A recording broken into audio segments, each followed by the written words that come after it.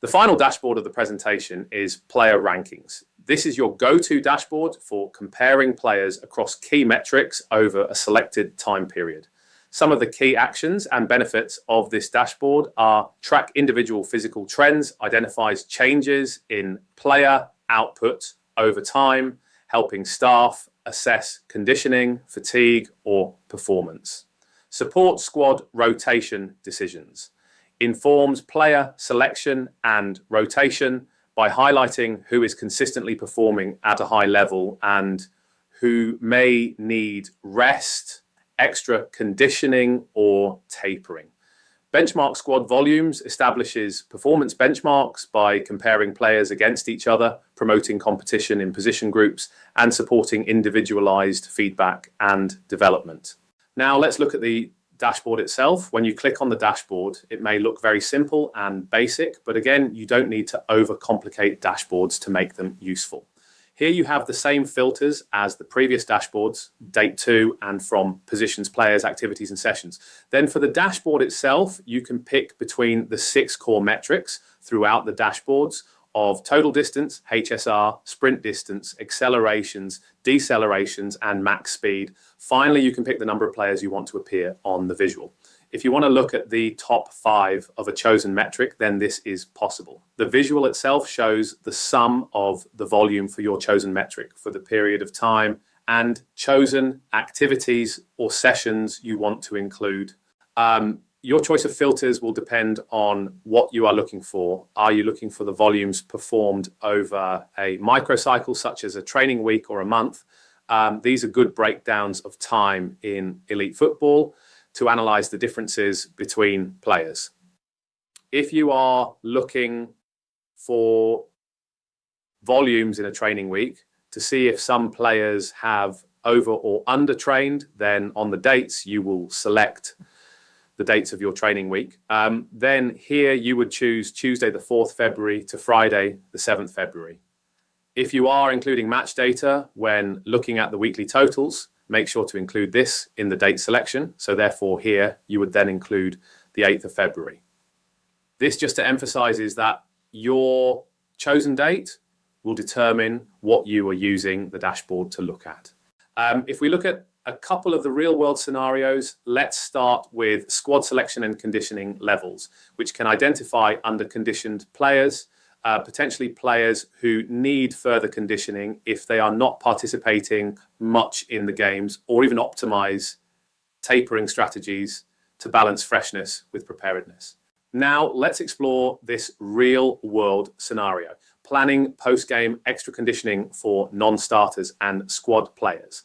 Let's set the scene. It's Sunday, the day after your last match. You've got a 4-day build-up to your next fixture on Saturday. You know your starters hit match level volumes, but what about your subs or those who didn't play? To maintain conditioning and reduce injury risk when they are called upon, you need to ensure these players still accumulate appropriate weekly physical loads. So here's how you could use the dashboard, set the time frame to include only the training week. Here it would be Tuesday the 4th Feb to Saturday the 8th Feb.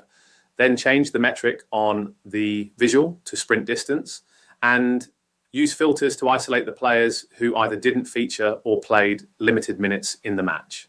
Straight away, you'll see the gap in volumes compared to match day starters. But here's the key part. You should also have a reference point for each player's average match day data for high speed running and sprint distance. Using that, you can now apply a general performance rule of thumb.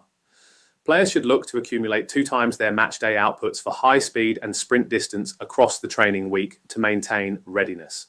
Now, the dashboard is ready to help prescribe additional high speed work for Sunday's session, your MD+1 group. Ensure players don't go into a rest day on Monday under-conditioned and minimize the performance drop-off when these players are rotated in. This is a clear example of using data to bridge the gap between those who played and those who didn't, and a great way to use GPS beyond just match tracking. Let's now look at how the dashboard can support your return to play process. In this example, Dylan Knox has been out injured and is working closely with the medical and performance team as part of his rehab plan. The objective during this period is to progressively build his physical outputs back up to match relevant training volumes so that he is fully prepared to reintegrate into team sessions. The timeline for his rehab is the 11th to the 19th February, and his return to training date is set at the 21st February. Here's how you can use the dashboard to track his progress. Filter the dashboard to only show data between the 11th and 19th of February. Use the session type filter to compare only rehab and training sessions, as we don't want to include match data in there. Then compare Dylan Knox's outputs across key metrics like sprint distance, HSR, and max speed against the rest of the training group. As I click through the metrics, you can see that Dylan's data shows that during this rehab period, he is performing at or above the squad average across all key metrics.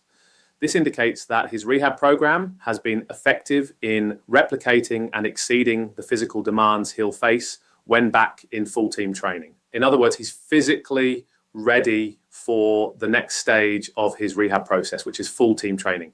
Of course, there's always a risk of overtraining, but in this scenario, we're assuming that he's fresh, pain-free, and clinically cleared. His data gives us the confidence that he's capable of returning to full training without a significant physical deficit. The dashboard allows you to quantify rehab progression objectively. You can compare rehab outputs versus squad training loads to determine return readiness, and it helps avoid both underloading and overloading during the return process.